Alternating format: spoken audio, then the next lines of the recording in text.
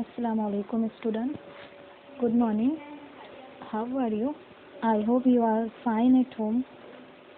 So this is our online session. Our school has made an arrangement of online classes because of this pandemic.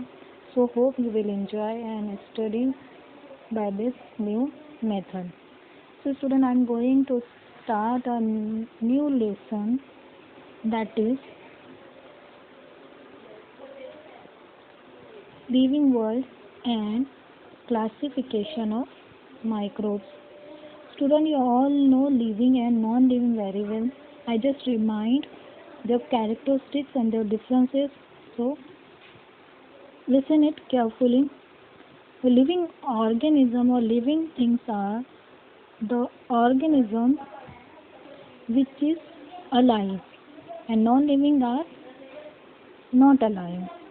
So we can define living organisms means the characters are: the living organism can breathe, can grow, can reproduce, can move. Example: you, me, animals, plants, etc. Now here the question comes: plant is living but not move from one place to another. So the plant is the living one which can grow, can breathe, can reproduce, but can't move from one place to another. Now see the characters of the non-living things. They are the completely opposite from the living. Non-livings are can't breathe, can't grow, can't move. For example, the chalk, pen, mobile, table, pencil, chair, etc. So if you understand and it is the basic and you know it very well.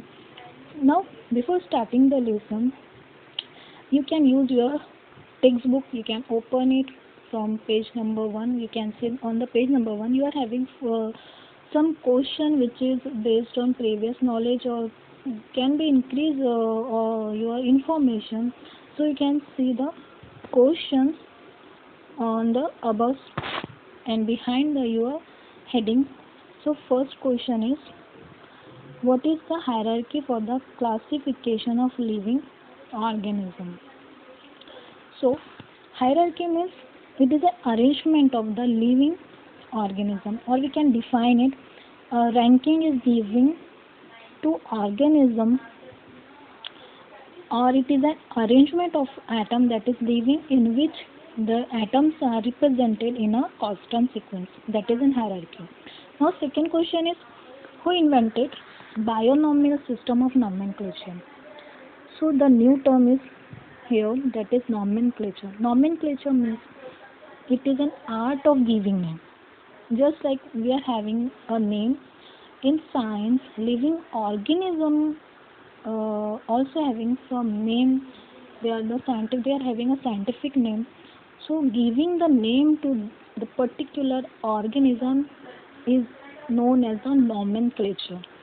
So the system is binomial system, means there are two names are given to an living organism that will come, so that's why it is known as a binomial system. And who invented that? Carlos Linnaeus, a scientist, a biologist, invented this system of giving the name. Now comes to third question: which level of hierarchy are considered while writing the name in binomial nomenclature? I just said binomial system means two names are given to a living organism. So all the living species are named using two terms, that is they have two names which denote the special. The first is generic name and a specific name. So students, this question just improve your knowledge, not more important now. So now come to the point, and you can see on your textbook the first point is biodiversity and need of classification. So when I explain the biodiversity, automatically the need of classification, the The answer is there. Why we need a classification? Then answer come when I explain the biodiversity. So first see what is a biodiversity. Question comes here. What is a biodiversity? So mostly the scientific terms come from the Greek words, and in English the term change. So we can divide biodiversity into two words, means bio and diversity. So bio means life in English, and diversity means the varieties. So simply we can define biodiversity is the variety and variability of the life on earth. So we can see a lots of variety of plant, lots of amazing variety of animal on earth. Some are aquatic, some are terrestrial, some are land animal. Variety of plants and animals are present. These comes in the biodiversity. Now, the second point get explained here. Why we need a classification. Students, you all know in your class you are having a different groups or houses like green house, blue house, yellow house, and teacher classified you on the basis of your activities, your intelligence, by observing you, by testing you on different ways, and they classified you into different groups. Just like them, living organism can also divided or can also classified on the basis of their specific characteristics.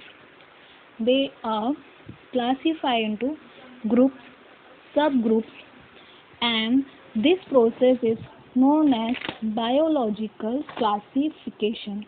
So, hope you understand why we need a classification. We need a classification to identify the particular organism, to know their names, and to know their characteristics. That's why we need a classification. So, student, before starting the classification, who give the classification and who invented the classification, which classification we have to study in this lesson, which is most important classification, we need to see the history of classification. So you can see on your book on the page number 1 the history of classification. So scientists give different classification. They classify the living organism into different groups, subgroups, kingdoms. Some are accepted, some are not accepted, some are rejected by the other scientists. So before starting the main classification which we have to learn in the lesson, we need to see the classification. So you can see in your textbook there is a box and see the classification. So in 1735, Carolus Linnaeus divided world into two kingdoms, that is Vegetabilia and Animalia. So think, the amazing biodiversity on earth is classified into just two kingdoms. Is that it is accepted? No, it is not. So in 1866, Haeckel considered three kingdoms, that is Protista, plants and animals. The Protista I'll explain later. It comes in next point. So Haeckel in 1866 classified the whole organism into just three kingdoms. So there is lots of animals left by him. They didn't get the place. So this Haeckel's classification rejected by the scientists. Now Catton comes in 1925 and created two groups, that is prokaryote and the eukaryotes. So these are the new terms for you. So explain what is a prokaryotes and what is eukaryote, because it is necessary to understand the terminology in biology and science. You have to know what is prokaryote and what is eukaryote. So just said that mostly the terminology comes from the Greek word. So you need to understand what is prokaryote and eukaryote. So here we can also divide these words into two. Eukaryote means in science, eu means true and karyote means the nucleus, and you well know what is a nucleus because you know the cell very well. So eukaryotic organism are the organism which are having a true nucleus. True nucleus means the membrane bound organelles are present in a particular membrane, means the nuclear membrane, nuclear envelope and nucleoplasm also there. So this is a true nucleus, and the genetic material is saved in the nucleus. So that's why it is known as a true nucleus or eukaryotic organism, and we are the eukaryotic multicellular organism. Our genetic material is perfectly safe. Now prokaryote, simply karyote means the nucleus and pro means first. So prokaryotic are the organisms which do not contain a nucleus, or the genetic material is floating all over the cell or all over the nucleus, because they don't have a membrane bound organelle on it. They don't have a nuclear membrane, they don't have a nucleoplasm, they don't have a nuclear envelope. That's why it is prokaryotic. And mostly the prokaryotes are present only in the unicellular organism. Okay, I hope you understand what is prokaryote and what is eukaryote here. So come to the next classification. Okay, the next classification is given by Copeland in 1938. He divided living organism into four kingdoms. Now, first Linnaeus gave two kingdoms. Now Haeckel gave three kingdoms. Chetan created two groups, and Copeland considered or divided the whole living organism into four kingdoms in 1938. These are the kingdom Monera, Protista, plants and animals. Okay, what is Protista? What is Monera? It comes soon, so don't be so in hurry. Okay, now I hope you understand the history of classification. Now, which is most important classification and which we have to learn in this lesson, that is given by Whittaker. So I'll explain. I hope this is enough for today. So I'll explain it in a next session, the classification which is given by R.H. Whittaker. Okay. Good luck, student, and keep studying.